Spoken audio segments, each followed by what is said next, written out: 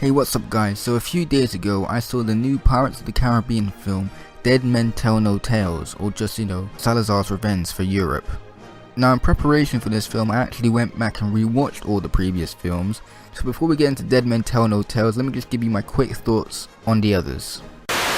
Pirates of the Caribbean, The Curse of the Black Pearl, the first Pirates of the Caribbean film, and definitely the best out of all of them. The film is a simple popcorn flick that is very enjoyable to watch. We're introduced to Captain Jack Sparrow, played by Johnny Depp, and I think his performance in the film is great. I mean, he owns that role. On the other hand, we have more mature characters such as Will Turner, played by Orlando Bloom, or as a certain someone calls him, Orlando Bland, because quite frankly he's pretty dull. I mean, he doesn't really have much charisma, you know.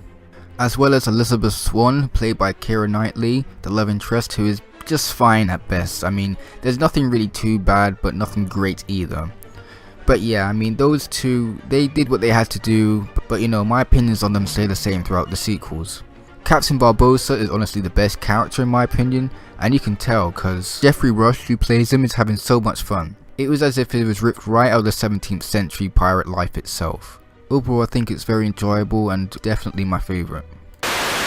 The sequel, Dead Man's Chest, is not as good. Granted, I actually still find this one quite enjoyable. It's just that, I don't know, ever since this film, the Pirates film, just got a little bit too silly, to be honest. The story is slightly confusing to follow. Like, for the first half an hour, like, you're just wondering what's going on and what is the point of this. I didn't really like the attitudes of the main protagonists as well. Like, you never really get a sense that they're actually friends. It's just betrayal after betrayal, and it just gets boring. The main villain, Davy Jones, I think was pretty cool. I mean, the motion capture done on him was actually really good, and Davy Jones is easily the best villain in the whole series.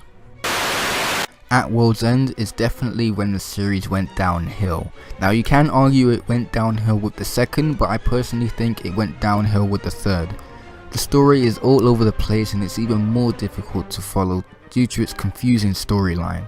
They brought in pirate mythology, which is a cool idea on paper, but it didn't really execute that well. And the film is just a bore, to be honest, clocking in at like 2 hours and 40 minutes.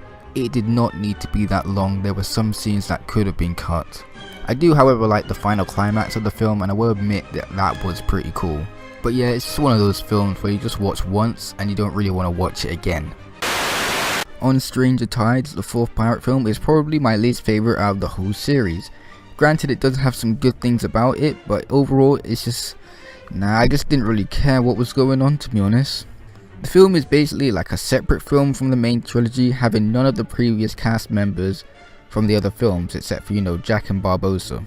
At this point, Johnny Depp's portrayal of Jack Sparrow has completely changed to basically just a comic character, just played by a guy who wants his paycheck. And this is continued in the next one, but we'll get to that later.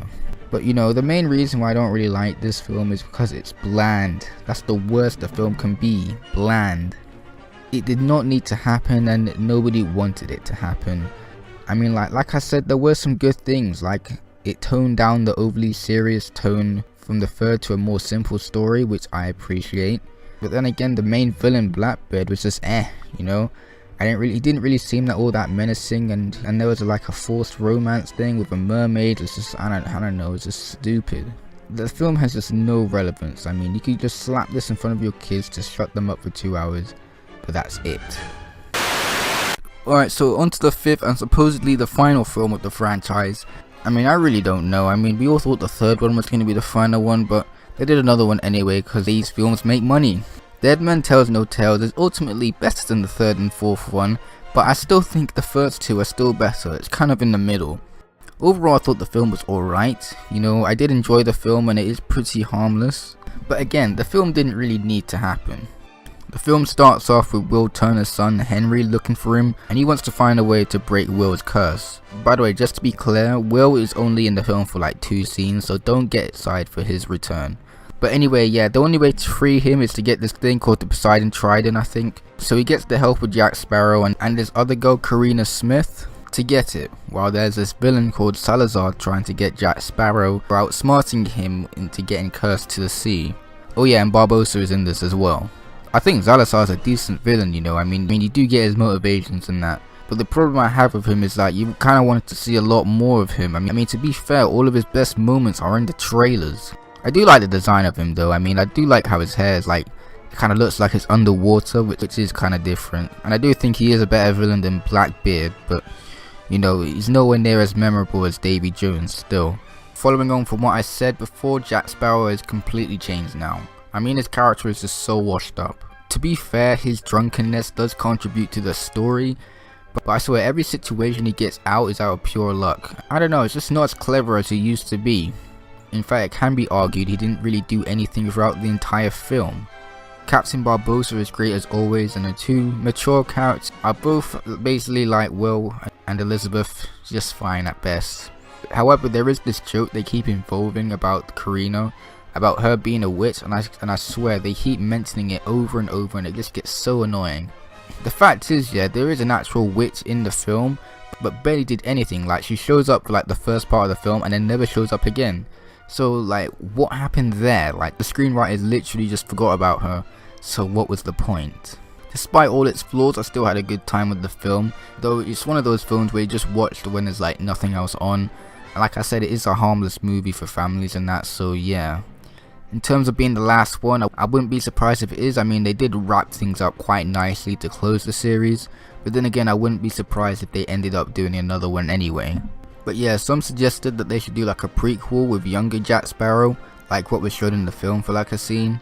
And you know, I wouldn't actually mind that as long as they cast an actual actor instead of using CG motion capture. You know, the thing that they used to make Johnny Depp look younger.